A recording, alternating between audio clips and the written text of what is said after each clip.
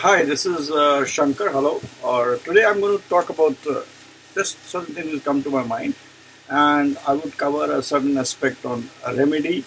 I would talk about Karak planets, how they have to be seen, retrograde planets, Mritavastha planets, exalted and debilitated degrees planets, and a little bit about Rahu. And this is what I intend to cover in this video. So let me talk about a remedy. I mean, in the most important remedy which I feel today one should do is of Surya Dev.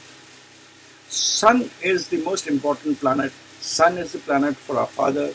Sun is the planet for your hair. Sun is the planet for your bones. Sun is the planet for your confidence. Sun is your soul. Sun is a very important planet. Sun is the planet of confidence. Your self-confidence comes out of Sun. And a lot of people who are, saying that politics is happening in my office, I'm not getting a job, etc., etc.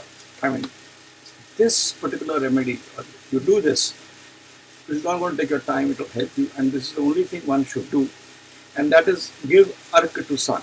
Now, giving arc to the sun is very easy when the sun rises or when the sun sets. I mean, when it is nearly red and the sky is red, those are the two times. You can choose, this is the best time to talk about.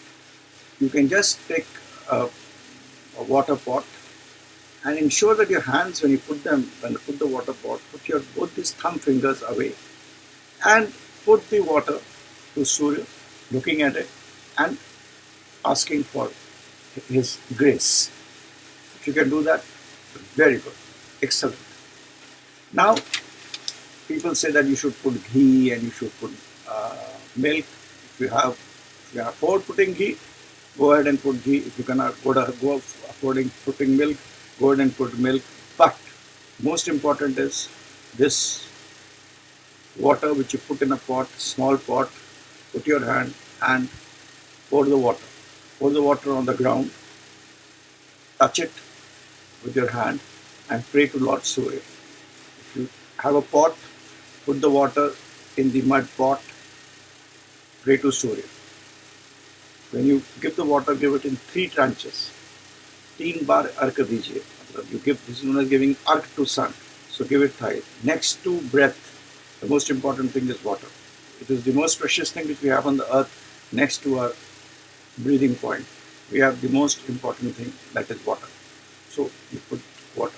If you know Gayatri mantra, chant the Gayatri mantra, Om Bhur Bhuva Sutat Savitur. If you know it, very good. If you don't know it, just say Om Surya Namaha. That's enough. If you can't do that, just pray within yourself, Oh Lord Surya, oh the giver of light, the person who, whatever way you want to pray, just pray, put the water.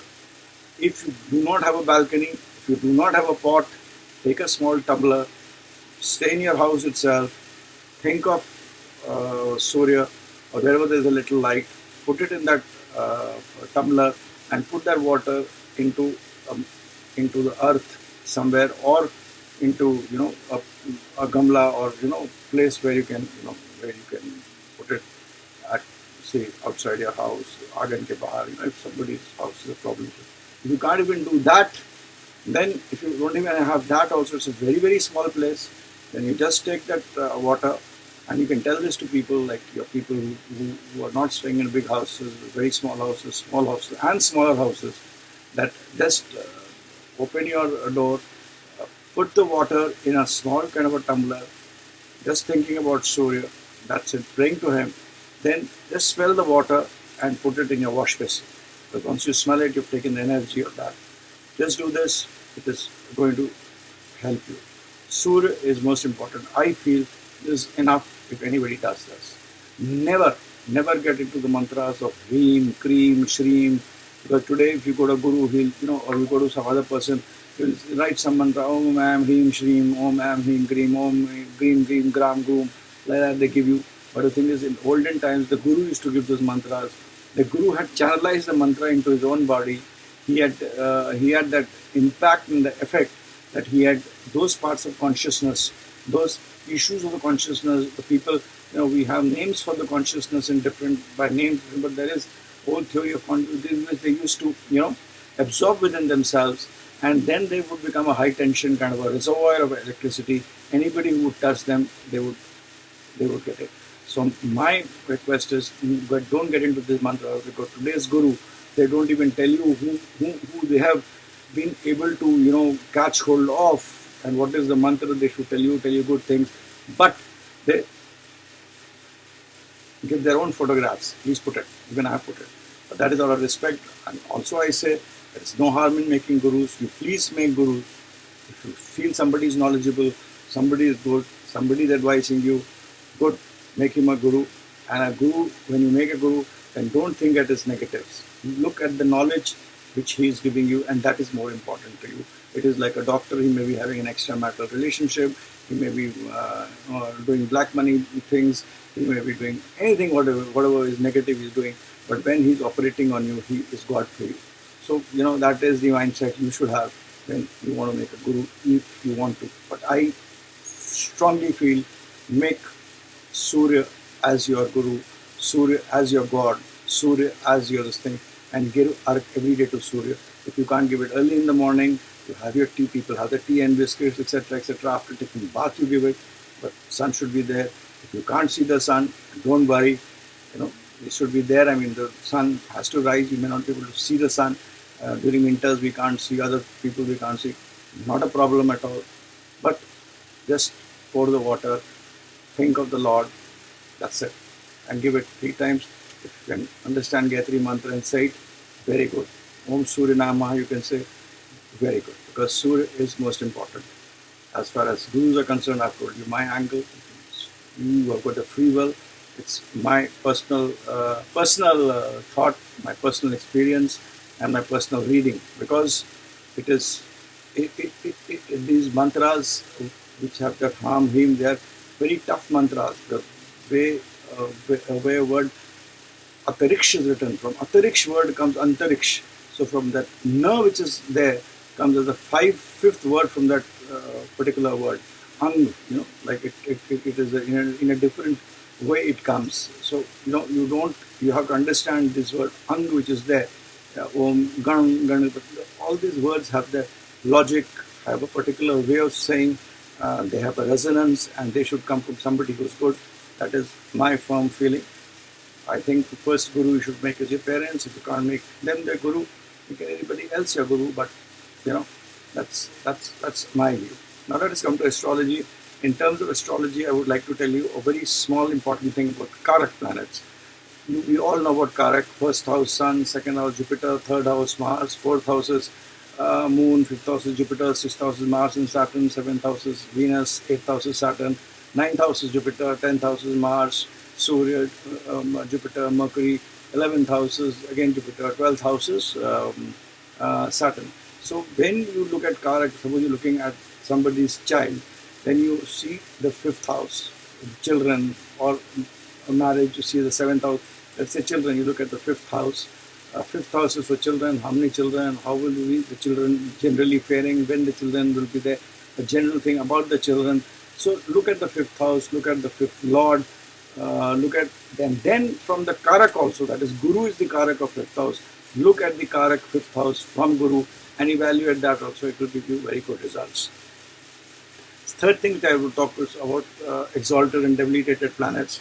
People keep on saying that an exalted, if a planet is debilitated in, let's say Mars is debilitated in Karak, looks at the exaltation house it looks at exaltation house at 7th. Opposite is the exaltation house. So when it is in debilitated, look at the exaltation house, and when it is exalted, it looks at the debilitated house. Let me explain it to you in a very different, separate way. So there are 2 children, and they both try to climb the tree, and one boy stays under the tree. It's a tree of, let's say, mangoes, and second boy reaches the top where he has full control of all the mangoes. He has the mangoes. He has the choice of, he's the top of the tree, he's climbed the tree, he has the choice of the mangoes, he has the choice to throw the mangoes, he has the choice for eating the mangoes, whatever. So he's in an exalted position. And this gentleman who's down is a debilitated position. Now he will remain weak. It is the exalted planet. Exalted planet remains an exalted planet. If he wants, he can throw something to him, give something to him. But this man at the down cannot, reach the top, because he doesn't have the capacity to reach the top. He can only look at him. So he remains weak. So a debilitated planet remains weak, exalted planet remains weak, it remains strong. But it does not mean the debilitated planet will look at the exaltation house and it will give you exalted results. No. Similarly, an exalted planet may look at a debilitated house. Planet is exalted, it is strong, it will give you strength to that particular house. But that does not mean that it will totally finish its impact. You have to see the house, the planets there, the lords there, and what is happening. So this is what is my view of exalted and debilitated planets, which is a very confusing thing. Next thing I want to tell you is about retrograde planets. Retrograde planets, period. Retrograde planets are strong. When the retrograde planets are the lords of benefic houses, they will give you very good results. If they are lord of malefic houses, if they are negative, they will give negative results. If the lord of 12th house becomes exalted, then it will always give results where your expenses will be very high. You will have troubles. There's so many other things there which it represents. So whatever it represents, if it becomes strong for that particular representation, it will give you stronger results. So for the negative houses of which it's lord, it will give you greater negative results, and if it is of good houses, it will give you greater positive results. In the case of Karak, you have to see it accordingly. If it's a malefic planets are Karak of certain houses accordingly, and benefic planets are Karak of certain houses accordingly. You have to also see the planets which are with them, because they do a lot of controlling of the planets. That is, and I keep on repeating it. The next thing which I would like to discuss is about degrees. People feel that degrees are very important, and everybody does not know what happens. What is the meaning of 30 degrees in a horoscope is divided into 4 parts. And depending where the planet is, it is said to be in a Kumar Avastha, it is young, and then it is dead. It is that like our body, which it moves, the planet also moves in a separate way. So 0 to 6 degrees is the planet where it is said to be Bal, Kumar, where it is very young and Bal Avastha. And towards the end, 24 to 30, it is Vrid and dead. So let us only concentrate, because between the stages are the planets are fairly strong anyway. So you have to see which house it is there, which people do miss a lot of things. If it is in the odd houses, or let's say in the even houses, 1, 3, 5, 7, 9, 11, that is Aries, Gemini, Leo, Libra, Sagittarius, and Aquarius. If the planets are these houses, then the first 6 degrees the planets are Kumar, and the last 6 degrees they are in the Vridavastha or Mritavastha. First 6 degrees they are Kumar, and the last 6 degrees they are in the Mritavastha. But however, if the planets are in the odd signs, 2, 4, 6, 8, 10, 11, 12, that is Taurus, Cancer, Virgo, Scorpio, Capricorn, and Pisces. This you should know astrology. I'm sure when talking to limited knowledge astrology is there.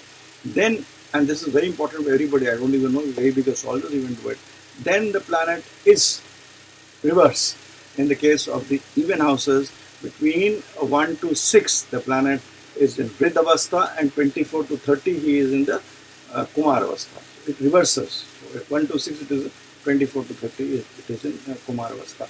But this does not mean much. It only means that we are all born with certain particles. We are tattvas. Our body is not that Jupiter, Saturn, and Mercury are impacting us. There is a kind of, if you read quantum physics, there is consciousness. There are particles which are there in the earth, around us. Those particles play an important role. They are Jupiter-like particles, Saturn-like particles, Sun-like particles, Moon-like particles. It is these particles which make the first electron, proton, neutron, whatever combo which got made in your mother's womb, depending on what is the consciousness you're carrying, and that is how you get the womb where you are in. And it makes a kind of a thing around it, and that develops your mind, your thinking, and your even your fate, your destiny, your luck, the way you'll move forward, things which will happen, the environment where you'll be there. It actually makes all that. So these are the particles. So these tattvas, if it is in a Vrid or Avastha or something like that, 24 to 30 degrees, that means that tattva is less. So we should compensate that tattva by means of food, by means of clothes, by means of color, those kinds of things. And if they are in the early avasthas, then you can also compensate them with those things so that they become a little more strong. Because a child is a little child is not always very good, because a child is full of energy and a lot of destruction and construction. It can go this way, that way. So in both the cases, if one has never to get disturbed, you have to do it accordingly, because in astrology no planet is bad and no planet is good. Every planet gives good and bad results, and I'll give you the example of Rahu towards the end to explain it. So this is what I have tried to explain in this video. These are small things that I like to explain to you. Like, another thing which I like to tell is about Rahu, and like, for explaining you that no planet is good or bad. In Rahu also, if you look at movable, fixed, and common signs, it is in common signs means movable, fixed, common. Aries, Taurus, Gemini. Gemini is common. Then Leo, Virgo, Libra. Libra is common. Scorpio, Leo, Virgo, Libra. Scorpio, Sagittarius, Capricorn. Scorpio, Sagittarius, Capricorn is common, and then Aquarius, Pisces. So, Aries, Taurus, Gemini, Cancer, Leo, Virgo. Aries, Taurus, Gemini, Cancer, Leo, and Virgo. Virgo, Libra, Scorpio, Sagittarius, and Capricorn, Pisces. These are 12 signs. So you look at the common signs which are there. The common signs here would be Gemini, will be Leo, Virgo, Libra, and the third, the sixth, the ninth, and the 12th. The third, the sixth, the ninth, and 12th. Third would be Gemini, sixth would be Virgo, then Sagittarius, and then Pisces. These are the 4 common signs. In these common signs, if Rahu is in 2, 5, 9, 11, it will give you good results for money. Be very sure. आँख बंद करके आप बोल सकते हैं. Now Rahu itself, they say, is very good, very bad, and Rahu is like, if it is Guru, it is Chandal, it is Mangal, it is Angarak, and so on and so forth. But that is just to make you afraid, because every planet has its Rahu with Shukra will give you a lot of wealth, but it may make you a person who will run after females, a little bit of extramarital relationships, depending on where it is. How much of that would be there. It depends on what are the planets which are there and what are the planets which aspects it. So that is what is more important. So Rahu itself is a planet of giver of wealth, and today Kali Yuga is all about wealth. So that is very important. And Rahu, when it is movable and fixed signs, that is Aries and Taurus, Leo and Virgo, like that, when it is in movable and fixed signs, and if it is in Kendra 1, 4, I would like to leave 7. In the first house, 4th house, and 10th house, and its Lord is also in Kendra. It's a big giver of wealth. And even the depositor in its time will give you wealth, but it will also create problems in your other things, which are the finer things of life, which I don't know how important are they today. But so that is why I'm saying Rahu is also a very important planet, which gives you a lot of things. It is a person which is a big provider. So that is how you have to see. Also to explain you that no planet is mrit, no planet is dead, no planet. These are words to tell about the weak and strong planets. If suppose you see in astrology, you have to see like this: if Chandrama controls the blood circulation, it is the Karak of that. It's the Karak of mind. But if Chandrama is very weak and your Mars is very strong, then you will not have any blood problems. So it's made in such a way where the blood is donated by somebody, and blood circulation is depicted by some other planet. So you have to see in a very combined and holistic way, rather than on a particular this thing. So there is nothing in life. It's a set of issues, and the debit and credit always keeps on changing. There are a lot of things I wanted to talk, but I think I'm already 18 minutes out, and I wanted to tell about these things which are very important. So I've talked about Karak, about retrograde planet, I've told you about degrees, I've told you about exalted and debilitate planets, and I've tried to explain about Rahu. Also towards the end, never leave the Lagna of the horoscope. The Lagna of the horoscope is very important. With whom it sits, it will drive. The planet which sits with you tries to take you with that. Tries to take you, chalo yaar, chalte hain, is taraf chalo. Even as the planet in the house, it tries to take you. Similarly, the planet with aspects will try to, create some kind of a kashmakash there, kind of a change there. So that is how we have to see the planets. And this is for people who know astrology. The first part of it, which was about Surya, please try to do it. And also towards the end, I would like to say, what you would say that then, what is the mantra which I should say? You are saying, Surya, don't do this complicated mantra. Please do things like in Vrindavan, they say Radhe Radhe. Radhe Radhe is a Siddh mantra now. Radhe Radhe do, Jai Shri Krishna, Jai Shri Ganesh in Bombay, and Jai Mahadev, Om Mahadev, Om Namah Shivaya in Banaras. So these are Siddh mantras. Please just say this. That's important. Don't do the mantras with Hreem, Shreem, Kareem, Kram. But anyway, if you want to do it, you do it. You're this thing, your guru has told you to do it, you do it. And that is my view, my personal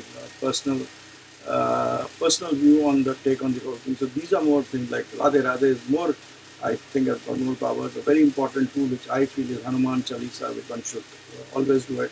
And people say that ladies should not do Hanuman Chalisa. Wrong. Hanuman Chalisa should be done by ladies, because then Hanumanji is a brahmachari, but you can always have him in the brother roop and in the father roop. I mean, you can always take him as a brother, as a father, and pray to him, and all his skills. He's supposed to be there as a part of the consciousness, a part of the energy. The consciousness is not the planets are coming and putting some bigger ring, but it is a complicated situation of particles which display energy and then try to congregate towards each other and make a kind of a fusion with themselves, stay in the system for some time, and then come back to the womb which they are destined to in terms of making actions to be fulfilled, which are left or which you desired, or whatever it is. So I think you have to go and sit in tapasya to understand it, or do. I'm sure quantum physics as it develops, a lot of answers will come. I'm reading a lot of books on quantum physics. I'm listening a lot of videos on quantum physics, and I think very soon we'll have people disappearing from one place and appearing to the other place. So that will happen also. So that is what it is, and that is what importance is. So with this, I end the video. Om Namah Shivaya. I am not a professional astrologer. During COVID times, I have the time, so I just do it out of love. I'm sure you like these videos. Please share the videos with others. Please tell others also to become a part of my channel. That will motivate me to put more videos for you. And you can always go to my site, connectingminds@gmail.com, and write to me. I'll try to answer, not in terms of specific questions, but general answers. I do get a lot of phone calls. I do get a lot of mails. At some point of time, I'll start charging and put that money for those who can pay to me, and whom I can help to put it for a better cause. So that's my thought, which is always puts me on be sure that it will be good karmas for all of us. Thanks. Bye for now. You can also see my site, shankeradawal.com.